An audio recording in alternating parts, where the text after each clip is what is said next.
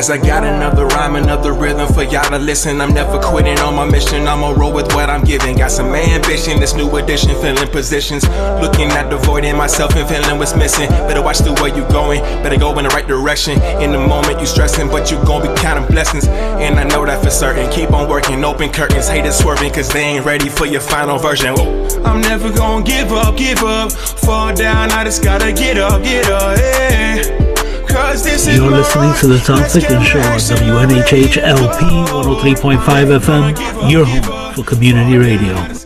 Good morning, everyone. Good morning. It's a great morning wherever you might have the option of being alive, of being conscious, of being aware. It's tomorrow in Australia.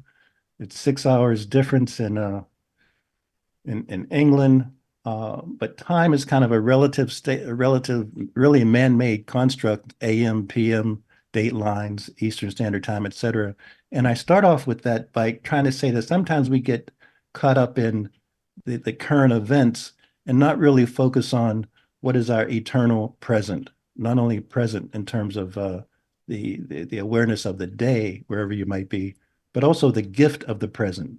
And for that gift to be unwrapped, loved, embodied, and nurtured, your personal gift, your collective gift, the gift of humanity, mental health, your health outcomes, your health perspective, your health indwelling is fundamental to not only surviving in this world, but thriving in this world. And today we're going to talk about mental health in the Black community. Not only talk about it, but we're going to have folks on the show that have devoted their lives to this issue and are really engaging in wisdom, proactive wisdom, from a technique, from a modality, from a methodology, from an academic, from a learning, from an educational standpoint. Mental health in the Black community today and yesterday. I'm so honored to have AZA Alsop back with us, doctorate as well as medical doctor, as well as his PhD, and Danielle Harrison,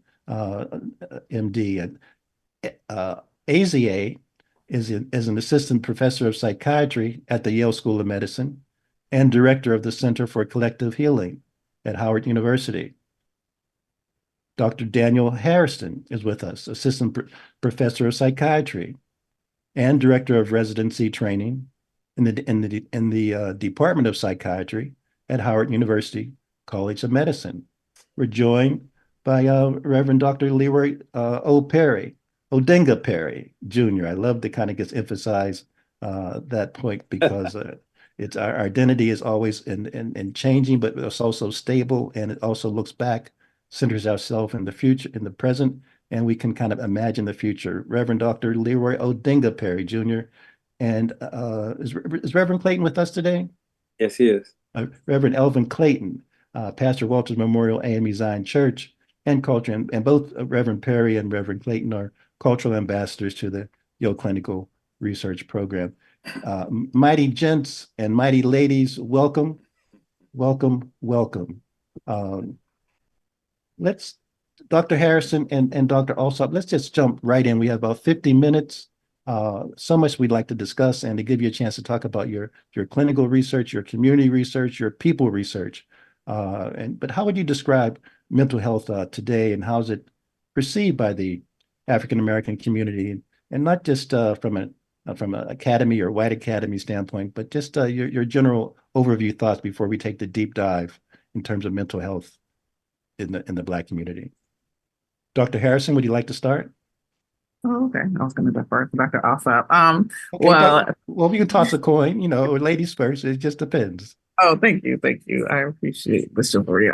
So, man, mental health for not just in the White Tower in the Black Academy. I'm here at Howard, so that's my main focus and what we do here. But mental health is challenging. I think when we think about what is mental health, there's all different kinds of ideas about, well, that means someone's just crazy. Well, I don't need this type of help.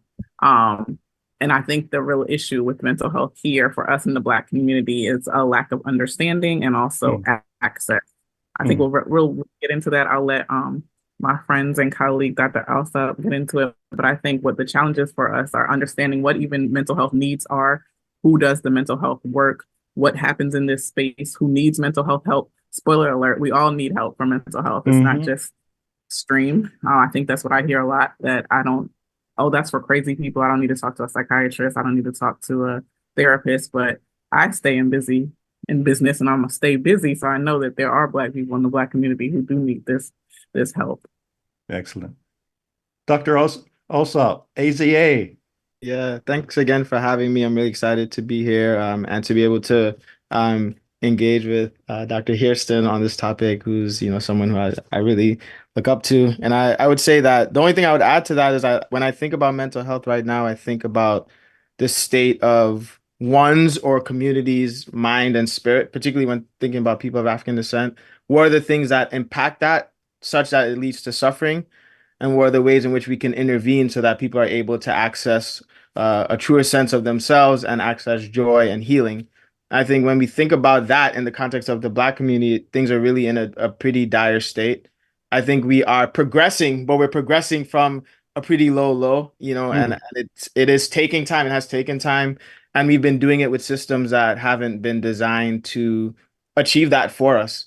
And so I think that is part of the reason why we're even engaging, in this conversation. It's clear that there is a need, and the need is growing worse, not just for people of color, but across the board. But I think, you can't really make an impact on mental health broadly for the country unless you're able to do it for those who have been disenfranchised and marginalized and actually traumatized by those very same systems, in the country. And so I do think there's need, and people are beginning to want to access care.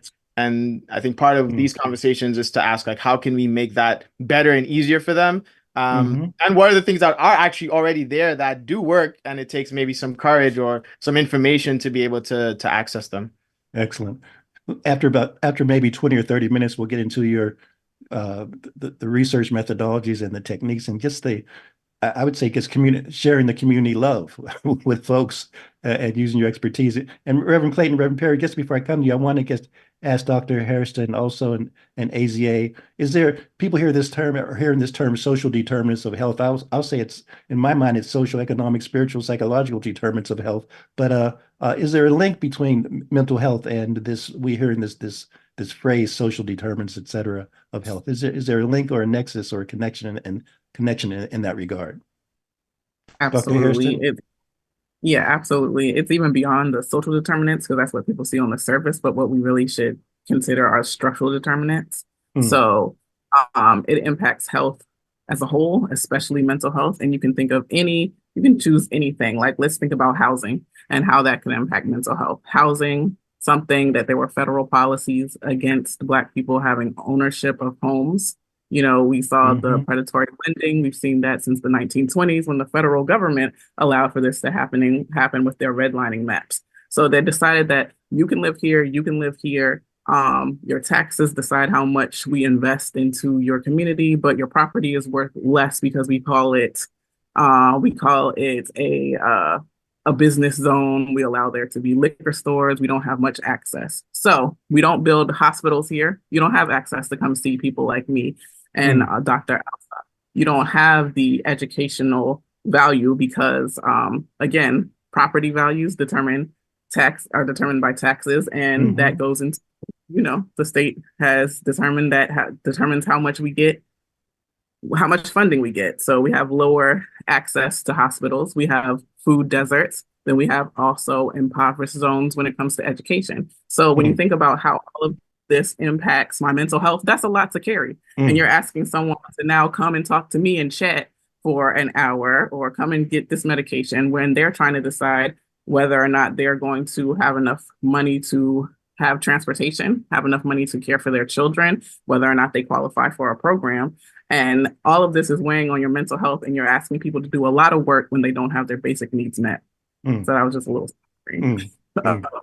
how these social determinants, we could go into mass incarceration, we can go into all of the things, but all these structures that have been put in place for years, because, we couldn't continue with the overt racism. People don't like that, but we had to figure out, the establishment had to figure out ways to continue to dig into the mental health, the health of Black people and other impoverished people. So how can we continue to keep them down with policies and practices?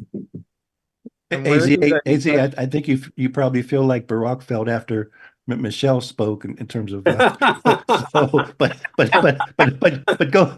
go for it. We have your back the best we can. Yeah, I might have to start answering some of these questions first. So that I mean, the only thing I would really add is that, and you know, Dr. Harrison really just touched on it, this idea that we're dealing with these systems currently, but this is also embedded in generations of extreme trauma that has been, you know, untreated and unlooked at in many ways. And so when we think about this, not just from the standpoint of what are the current structures in place and how are they having devastating impacts on health, but how does that look when this has been happening for centuries? You know, I think it really makes it even much more of a profound problem and a complex one to approach. Absolutely. Reverend Clayton and Reverend Perry, let's kind of bring you into the conversation. We might even circle back on the trauma thing again, because it's so prevalent. But how do you see mental health manifesting in the Black church? And even that when I phrase it that way, that's so limiting, because people should know that your Reverend Clayton and Reverend Perry, your ministry is a 24/7, 365, not just a Sunday experience. So when I ask you about the Black church, your constituents and congregation, you're like a firefighter. It's on call, not just on the Sunday services, which I don't get to as much anymore as I should, but that's kind of an aside. But talk to us about mental health and in the Black church, broadly speaking, and the community that you serve. Well, Tom, let me just say that the reason we wanted this particular show was we wanted to show that there is some disparity also in terms of healthcare professionals who respond to mental health outside of our community more readily than within our community. And I think that what Black people have survived, what AZA is talking about and Dr. Harris is talking about, is that we've been able to deal with mental health. And sometimes mental health has been misdiagnosed with us. I remember when Dr. Poussaint at Harvard was saying people were being labeled by certain things like paranoia and all that. And he said, but hey, they have a reason to be paranoid. And so I think that what the spirituality that comes out of the Black church has been our resilience. And I think strong parenting and just the whole moral fiber that comes out of the Black church has been our strength. The problem is that the Black family, Ron Karenga and others, E. Franklin Frazier, the Black family is structurally being destroyed. And that is part of our problem. I mean, when we look at the generations that are coming up, I mean, so incarceration affects the Black family. Housing affects the Black family. Schools affect the Black family. And so when you can destroy the Black family, you really do have a mental health problem. And that's where I think we are. And how do we deal with it?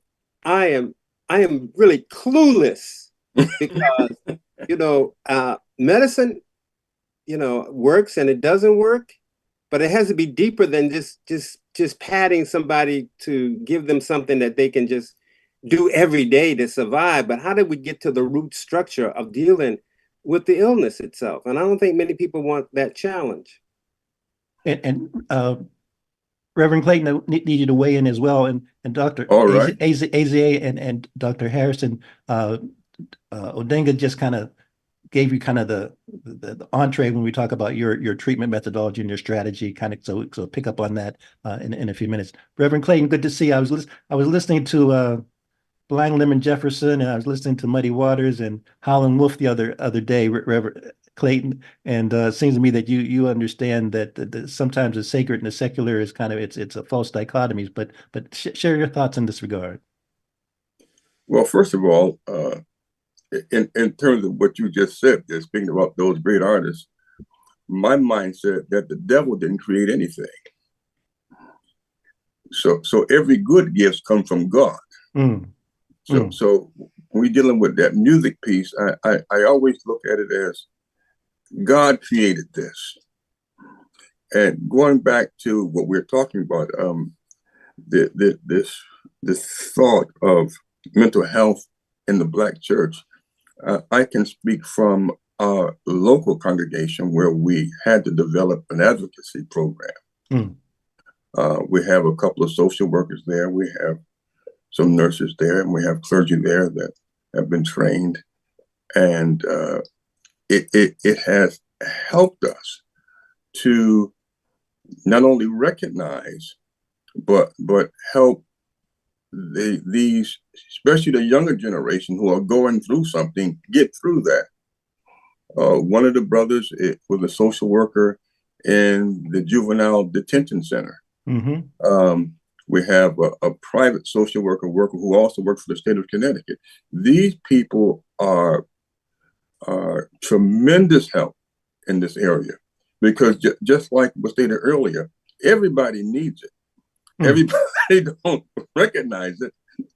You just pause and think what you went through today.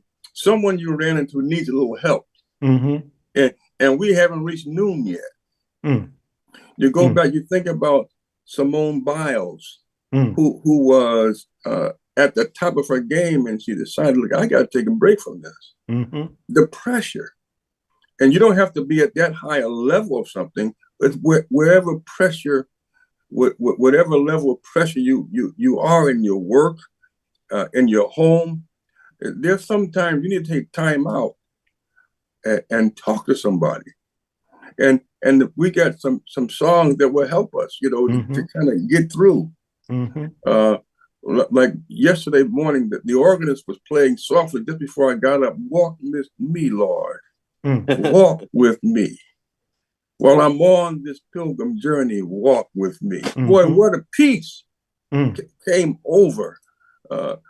Just hitting a few chords. Then no one sung it. He just played it. So the connection here is helpful. Like Dr. Perry mentioned earlier, the Black church is a powerful tool than the last study we had. But look, it's needed, and we have some geniuses here that can help us see it better. Indeed. Young Dr. Geniuses, Reverend Clayton may have just been kind of sarcastic with that categorization of your historical position in the academy, but it is true. You guys are history makers, and you're building for next generation. So, just before we go to your tactics and your strategies and research project, talk about professional training, because you're impacting. I'm not going to ask you, Dr. Harrison, how old you are. It's not appropriate to ask a lady how old you are and AZA, but you're still, from our vantage point, relatively young, gifted, and Black up to the nth degree. So talk about the training that you're involved with, and you're training people, and this. It might be 4 or 5 years before 4 or 5 generations before we see some success. But just talk about where you see your professional career and your training and your interaction with folks, and how important that is for the next generation of professionals. Sure. So I am the residency training director at Howard University, HU, and I am responsible for everyone who comes across these doors who is a young doctor who wants to go into psychiatry as their specialty, and also for those medical students who are coming out and testing and going to different specialties and seeing which one they want to do and get into. So I am young. Thank you. Don't let the young face. I have been the residency program director. This is my 5th year, and I've definitely seen changes that are wonderful. Like I've seen more Black medical students who have decided that yes, psychiatry is their specialty. They want to dedicate their careers to really impacting, changing the way we look at psychiatry, the way that treatment is delivered, even the way that we diagnose people, the way that we interact with people in the community. So I love that. And I've seen wonderful residents. I've graduated wonderful residents who have gone to, places like Yale and Morehouse, Hopkins, all of those institutions. So I feel like we're on the right track. However, I also have been in the space where I wasn't always at Howard, and where I've worked in places where they've thought that I was everything except for doctor. They thought that I was there to pick up the tray. They thought I was there that I was a family member. They couldn't believe that I was actually a doctor, so that we wear big badges that say doctor on them. They thought that I was a sitter. They thought that I was a social worker. They would guess that I am anything other than a doctor. And even when they did recognize that I was a doctor and happened to be the leader of the team, they would talk to the white male resident, and I'm here. I'm just here observing, and they would say like, "Well, what are we going to do?" And I say, I'm actually the attending. I'm the boss, so I make the decision. I'm gonna let you go ahead and talk to the white white male intern, actually me, who is making the decision. So let's get serious. So we see a lot. I see behind me, wonderful psychiatrists like Dr. Aza. I see my students who are growing, but I also see they continue to go through the suffering challenge that I went through. Dr. Aza, maybe unmute yourself. Danielle, you're frozen a little bit on your end, and again, Zoom kind of acts up from time to time. Aza, kind of, you're still Aza. What weigh in, and then we'll come back to you to give you a chance to finish up, Dr. Harrison. Yeah, I can follow up on that. I've graduated recently, more recently than Dr. Hairston, and as you mentioned, I've had the opportunity to be part of the faculty at the Department of Psychiatry at Howard for the last year, and I've gotten to know Dr. Hairston and some of the residents there over that time, and actually had the opportunity to teach a course to the Howard residents called Frontiers in Psychiatry. And I think part of my motivation for that, and why I'm so grateful that Dr. Harrison and the other leadership, in the department created that opportunity for me to be able to teach that seminar to the residents, is because I felt like as a resident, there was often a balancing act of, okay, I know that I need to learn these things in order to keep patients safe and to be able to function within the system as a psychiatrist. But clearly there are things that are harmful about the system that I don't want to just learn and embody and then just recapitulate. So how does one in a trainee position learn the things that are necessary to learn to be a physician and be a psychiatrist and keep people safe while challenging information enough to actually make the kinds of changes that need to be made? And I think particularly within the HBCU medical school, that is, I think, one of probably the most paramount objectives of that education should be training people to understand how the system operates and what are the things they need to do to be safe, get insurance reimbursement, like all those things. But how do you actively be critical of the system and find ways to reimagine what it looks like? I think within the HBCU medical school, and especially at places like Howard, there's such a potential, for that. And clearly the new generation of medical students and undergraduates who are in pre-med and even psychiatry residents now know that the system is not working. They know the mental health crisis is getting worse. They know all these existential threats are increasing. And so they are very eager to be able to have thought partners and have residency leadership that can help them think through what the future of the field looks like. And in that regard, I think it is an exciting time. Tom, can I ask Aza a question before you move on? Absolutely. Aza, you mentioned a piece about a harmful element. Can you share a little bit more about that so I could be clear? Yeah, for sure. And I think we can get into this in a number of different ways. So psychiatry as it's practiced, traditionally in the US, comes from a very Eurocentric platform and position, and the philosophy behind it comes, from that sort of lineage of thinking.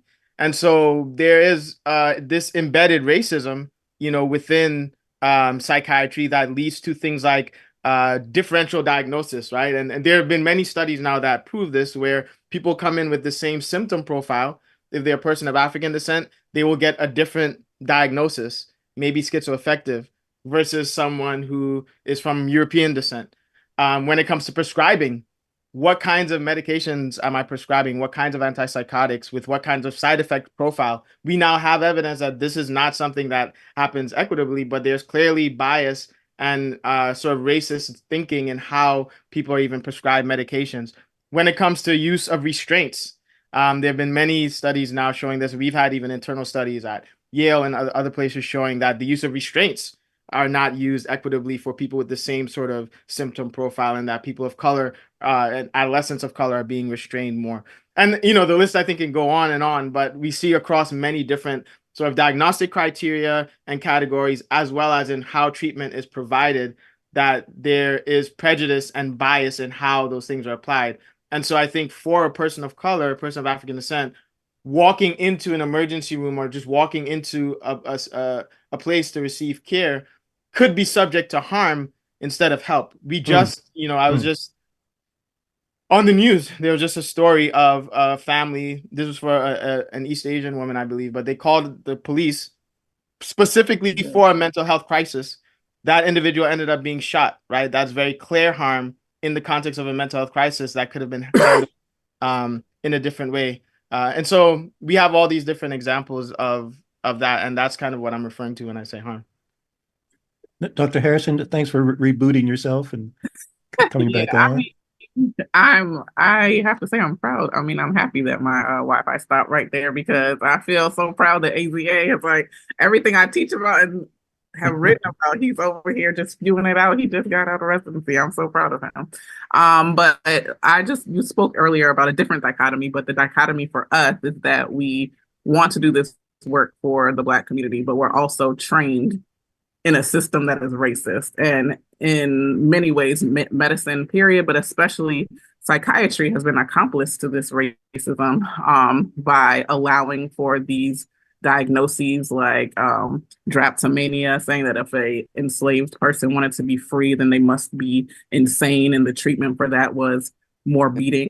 The institutionalization of Black people, since we couldn't keep people enslaved, either institutionalizing them in a mental hospital or incarcerating them, and then having them do all this work, unpaid labor, and giving them these diagnoses of psychosis and schizophrenia, which we have what I work on and what AZA alluded to earlier was the overdiagnosis of schizophrenia in Black men because they don't present the same, because they protest, because they stand up for their rights. They're now deemed that they're crazy or they're paranoid. Or what are they actually exhibiting is what I like to say, a healthy paranoia of operating and living and surviving in this racist society, but being called psychotic, being diagnosed with schizophrenia, being institutionalized. And then we see that play out in generations. So you asked us a little bit earlier about trauma, and what we see is generational trauma. If you are socialized and raised in a community, in an environment, in a family where you shouldn't talk about your mental health issues, or you're going to end up institutionalized, or you're going to end up in jail, or you're going to even further back to those who are enslaved, you're going to end up being beat or killed or separated from your family. Yeah, why would I talk about the issues that are going on for me? I have to seem like everything is okay. I have to have this docile appearance or perception so that I can survive. And when we look at that from generations and generations, that's why we see people who do not discuss their mental health issues, who might instead turn to substance use disorders because that's what they see, that, well, my grandfather was depressed, so he was drinking, so maybe that's what I'm going to do. If someone dies by suicide, they don't discuss it because that's not something that we do. So we see this trauma continue to plague for generations. I remember I was in an article a couple of years ago, and I got a lot of feedback from the thing formerly known as Twitter, with white men specifically who were saying, oh, imagine us being held accountable for something that happened hundreds of years ago. Like, I didn't enslave you. You didn't, but the practices that enslaved my people, they didn't disappear. The people who enslaved my people, they didn't just disappear off this earth. They became doctors and lawyers and policymakers and senators and sheriffs, and they just found a different way, a long way to perpetuate this trauma across generations. So that's what he means when he says that there's some harm. We work in this space, right? We want to heal. We want to do this work, but we also are victims of this while we are in a society where the answer is, okay, lock them up. I had a patient who attempted suicide by jumping on a train track, and the police wanted to arrest my patient for trespassing Mm. in the train instead of allowing me to give them the treatment that they needed, right? So things like that continue. Yes, they started a long time ago, but they're here right now with us in the present. And you want to do this work, but it also weighs on you because it's been harmful to your people and even to your own family. Reverend Clayton, Reverend Perry, is it okay if we jump into treatment? There's just so many questions, but I want to kind of give sufficient time to have the two doctors share with us their. Let me just say this, Tom, before we jump there. Okay. This is a segue. You know, it is. I mean, the whole structure of racism in terms of medicine itself. And so when you have people who are learning, even though they're Black, they're learning the same racist procedures and medical treatment, sometimes it just gets passed on and they get caught up in the system. And then sometimes you have people like you two great individuals we have here today who can go beyond, the R.D. Laing, the Freud and Sullivan's, and see that this works. Maybe this works for white folk, but may not necessarily work in the Black community. And one of the early things that I discovered was when I used to be a teacher in Westchester County, and there were a lot of Black individuals who had either dyslexia or had these behavioral problems. And the way they solved the behavioral problems for the Blacks was they would either medicate them and then exclude them. And there was nobody who could go in there and deal with this. This was a real serious issue, but this is the way white people have found of minimizing us and tearing us down, is to either, medicate us, lock us up, lock us out, and then say that we're the problem because the other kids can't learn. And this kind of trauma that has come through racism, they don't see how it's embedded in the Black community when you're living in poverty, when your daddy is gone because he can't get a job, he can't live in the house because public housing says if he shows up, then mommy gonna get kicked out. This kind of structural racism is just embedded in our communities. And there are very few doctors like you two. I am a product of HBCU, but there are a few Black doctors like you two who really understand this. Not even our people understand this. I remember I had a student at Yale who was a Black man and he was having some difficulty. The first thing they did was they gave him Thorazine.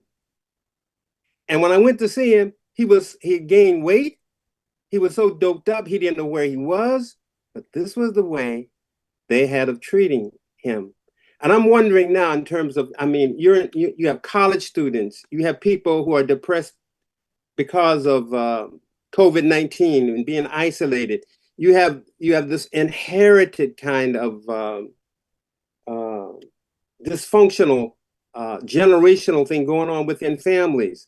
How do we handle this? What kind of solutions or possibilities for solutions do you guys have? We've passed the mic. Eloquently said. Wonderful. Michelle Harrison, go first. Danielle, Michelle Harrison, go.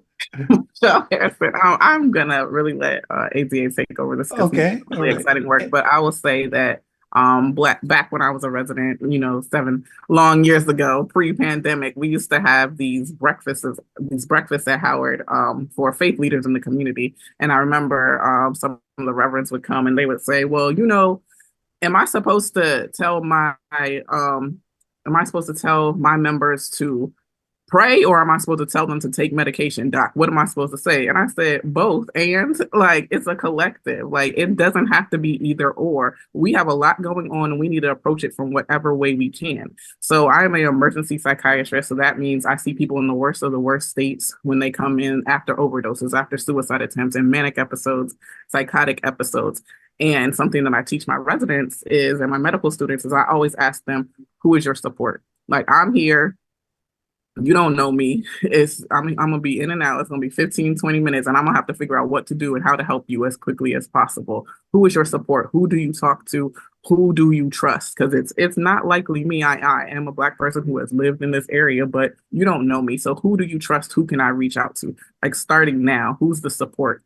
who is the community that's going to be involved in this community healing. I want to know that from the jump when we enter this door, because I might have to hospitalize you, I might have to give you some medications, but I want to know who's on your side, who do you trust, so that we can build this up for you as a part of your treatment. And my job is when you do leave this hospital, you have that support, that cushion, so that you have someone to look to, so you don't have to turn to this. What do you do when you leave here? So that's how I try to train my residents and students to think about it in a different way, not just what medication to start, what are we going to do here, but think about it, what's the next step? What do they need? Because behind every usually acting out that we see is an unmet need. And people deserve to have treatment where they feel welcomed, accepted, and embraced. And I think that the only way to do that is through community and through different modalities. Everyone does not need, most of my patients do not all take medications. Everyone does not need medication. Medication helps, yes, but a medication is not going to give anybody the keys to a house or a new girlfriend or boyfriend or a loved one, is what I say. So what else is there that we can do? And I think that's the approach, and that's the shift that we need, like the shift that we need across medicine, period. When patients don't come in, when I have no-show rates, what we have done successfully is getting them, reaching out to Lyft. Hey, Lyft, you have some money. Can you help us to get our patients in here? What can we do as a community to find out really what is that area where they need the help? And that leads me to AZA telling you. AZA. Before we go to AZA, can I just say this? Okay, but we only have like 12 more minutes, so we want to kind of get the treatments in. Say this: Ayanna Jordan had, that is my best friend. Well, she and I were at a meeting at Yale, and we had this argument with one of the psychiatrists who said that all Black people who should just go to the mental health hospital. And Ayanna and I were saying, why can't we get you guys to come to the community? And he was saying, oh, no, we can't do that. We don't have time for that. Da, da, da, da, da. But she started the Imani program to show him that, yeah, we can do this. The other thing is he was prepared. His drug of choice was ketamine. What's that drug? Well, could be psilocybin, could be ketamine. Ketamine? Is it? What could did be the magic mushroom? What did Crystal was in ketamine. No, was it ketamine? Is ketamine the new drug? Ketamine. What is the drug that Michael Perry died from, that actor? Ketamine. Well, they call it candy. And he was saying that Black people were not given this drug because it was so expensive. And he was saying that, you can't get it. So if it's expensive, that means only white people can get it, or only a few Black people can get it. So how do you deal with the medical costs when Black people can't afford it, but the drug is very effective, I'm told, because they were saying that it showed great promise. For some, yes. That's the AZA specialty over there. AZA, we're passing the mic to you. Let's spend the next 15 minutes, if we can, on treatments and methodologies, promises, kind of uplift folks that there's light at the end of the tunnel. Yeah, I mean, I think the first question that Dr. Hairston encourages us to ask in a critical scenario, I think, is the most critical. There's now evidence to show, right? Someone's support structure when they're being discharged is going to be the most impactful on determining how quickly they might relapse or how quickly they will be have to be readmitted to the hospital. And so if I am able to deal with someone in crisis and I haven't done anything to make sure that they have the social supports, I really have only placed a Band-Aid on a problem that will reemerge. And we see this all the time in psychiatry. My specialty clinically is also within crisis and emergency care. And there are many people who are consistently using that as their way of engaging in the system because they don't have that social support. I think medications work in certain contexts, and especially in acute contexts when people are in the middle of a crisis. If someone has a manic episode or someone is in real psychosis at that point or very severely depressed, medications can be very useful in helping them through that period of time. And for some people, it's useful for maintenance over long periods of time, but not everyone, right? And so I think understanding how to deprescribe is also really important. So I just wanted to at least say that so people hear that there is a role for medications, even the standard ones like SSRIs and some antipsychotics, they can work. And I do see people that are helped by taking these medications. However, I think it has to be within a context of a much greater effort for social support, whether that be someone's family, whether that be how they going to work and sustain a living, where do they live. And so having those kinds of supports and having more programming around that helps to build those social structures, I think, are going to be important.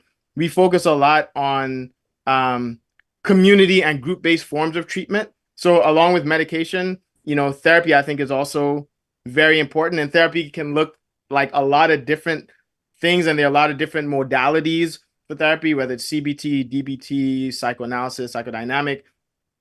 Kind of finding the right fit for you, I think, is important, and the right therapist. But having those treatments as well are, I think, very important part of particularly maintaining one's mental health after one has gotten through sort of that period of crisis. I think it is clear, though, that even for the medications that do work, we're pretty bad at being able to predict who they will work for and when a certain SSRI will work or not, right? There are a number of different options, and it's not often clear why someone might respond to one or another. So there's a lot of research that's being done now to try to better understand and predict who might respond to what types of medication. Okay, so we talked about medication, we talked about therapy, both of which can be important. I think now there's also a lot of understanding that different lifestyle elements are a very important part of health. Things like exercise. Exercise is one of the most potent antidepressants, both from its activity on the actual brain and its ability to spark neurogenesis, but for its overall health impact on the body and the mind. It's something that can be challenging to maybe do and do consistently, but these should all be important parts. What we eat, our diet, can be so critical to our state and how healthy we are, how healthy we're able to feel, and particularly within mental health. Right? All the components of our brain are made up of the things that we eat, all the carbohydrates and all those different aspects of our cells in the brain come from the nutrients that we eat. So that's also important. I think now in psychiatry, we've started to look towards what the future of treatments could be. And in that vein, old medicines like plant medicines, psychedelics, things like psilocybin, mescaline, ketamine has been a part of that conversation, although it's not a classical psychedelic. It has shown some pretty profound impacts on conditions like depression, which have excited clinicians for its potential use within psychiatry. So there are now these new medications. I'm particularly interested in psychedelics that are coming on board that seem to potentially have therapeutic impact that could be very beneficial. Of course, these medicines also come with risk and harm, and there's a lot of evidence from that from the 50s and 60s and 70s, and in terms of like how these medications can also lead to potential risk for things like psychosis, and people are often in very vulnerable states. So when we're talking about a population that has already been disenfranchised and is also already very vulnerable, I think we have to think very carefully about what it looks like to use these kinds of medications. There's also things like brain stimulation.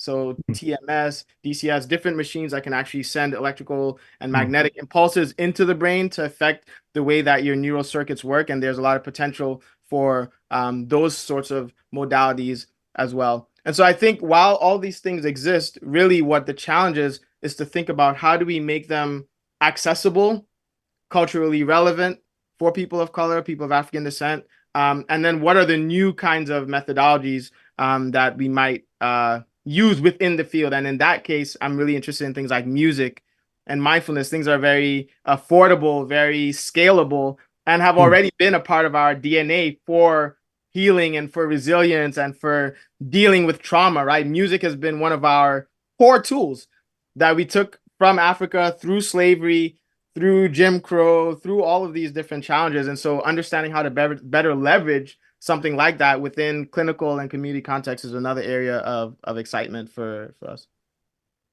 My wife is at home down with the blues, and I'm busted. The blues and the music has definitely been a form of therapy for us. I'm wondering though, with young people, how do we reach them? I mean, what is there any kind of clues you could help us with in terms of reaching out to a younger group of Black folk who just have nowhere to turn. I mean, they're on Twitter, they're on Facebook, they're on all these social media things, but none of these things really help them. They're more hindrance than help. Is there something that in your field that we might be looking at as a methodology for reaching them in their crises or trauma or depression?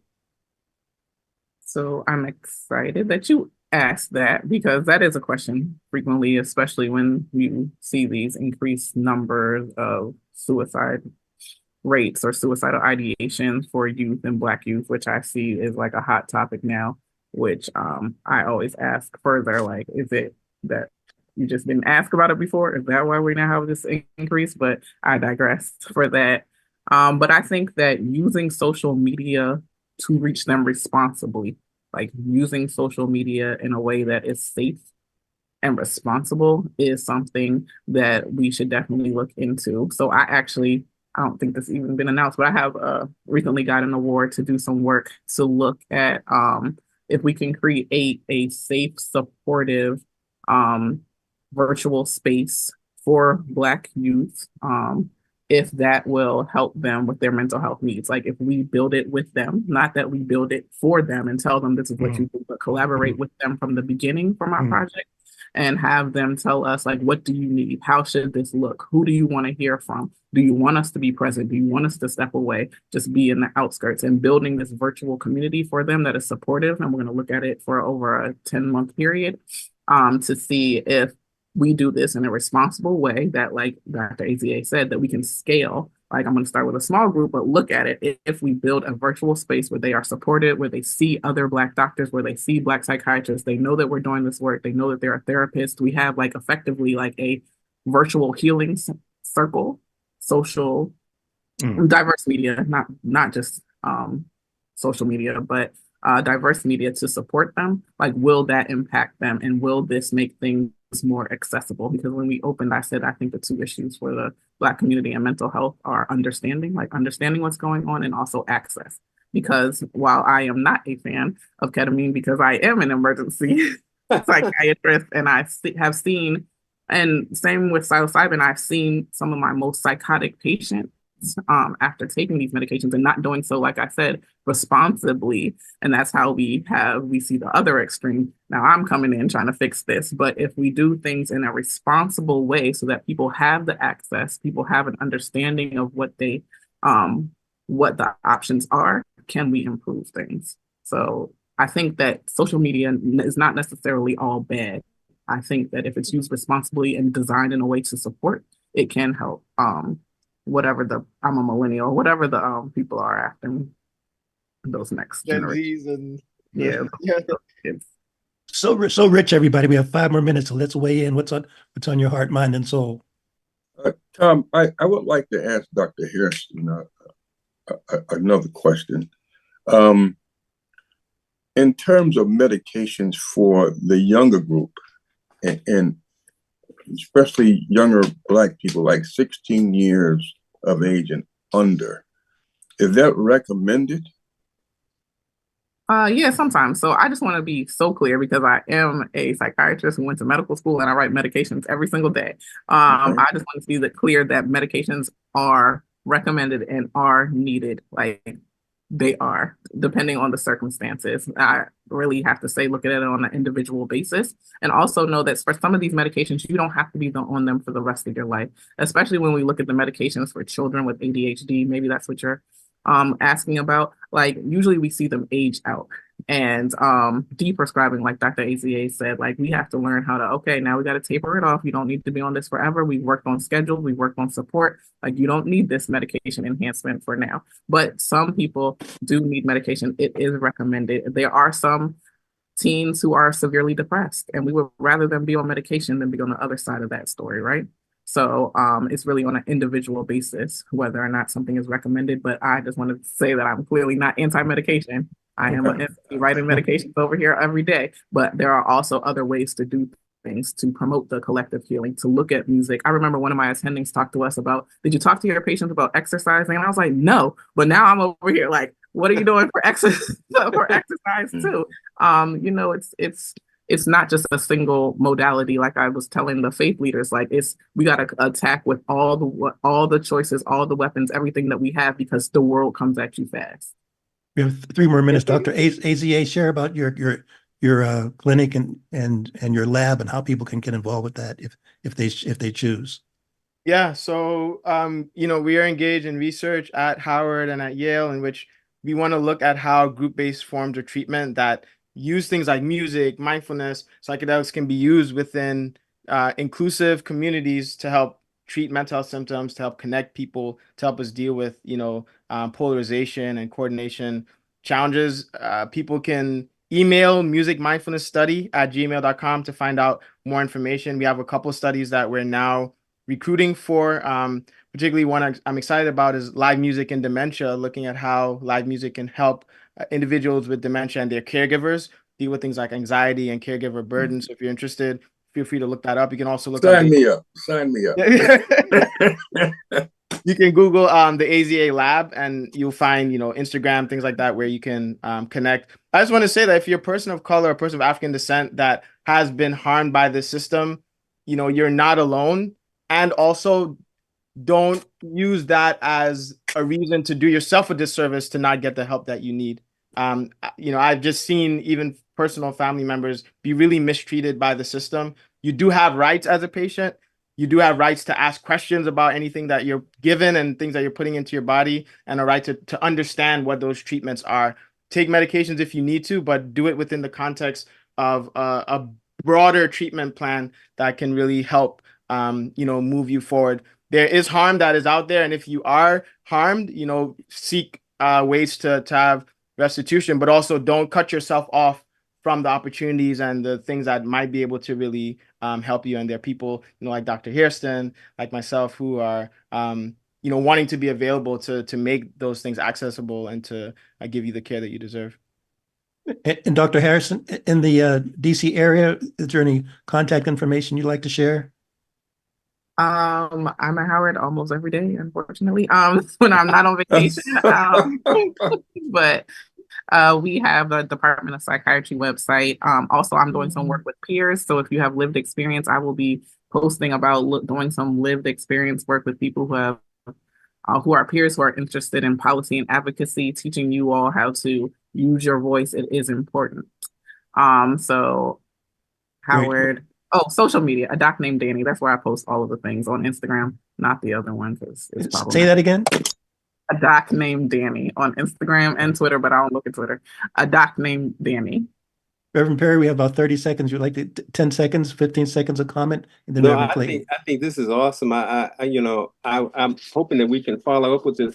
We had a Dr. Ibram who was doing something with biomarkers, and we wanted to see how these biomarkers may be translated into care. So maybe that's something we can discuss at another time, because he's just biomarking. He's not doing anything with it, but it seems that you guys could help him, and he could help you bringing patients back and forth. I think that would be a great show. You guys are willing to look at that? Excellent. I see them nodding in affirmation. I'll speak for them and take it to a vote. It's voted by acclamation. Reverend Clayton, 10 more seconds. I'm just grateful for Dr. Hairston and Dr. AZA for sharing with us today. It was a great show. I appreciate you guys so much. Absolutely. Thank you, everybody. Thank you so much. We keep onward and upward. Onward and upward. Thank you.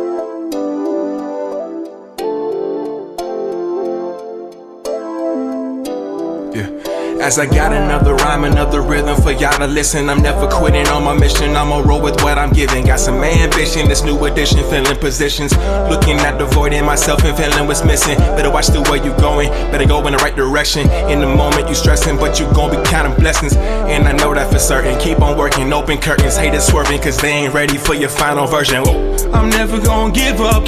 Fall down, I just gotta get up, yeah. You're listening to the Tom Ficklin Show on WNHH LP 103.5 FM, your home for community radio.